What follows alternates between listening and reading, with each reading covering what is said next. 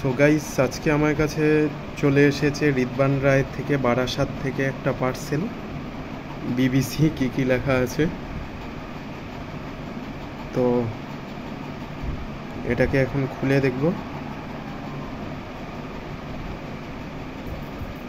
যে ওজন 500 গ্রাম, কিন্তু 500 গ্রাম এটা ফিল হচ্ছে না, কারণ এই ভিতরে যেগুলো আছে সেটা মোটেও 500 গ্রামে হবে না।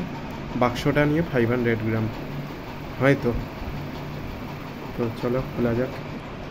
তো এই ভিতর মেটেরিয়াল একটা সুইট বক্সের মতো কিছু আছে।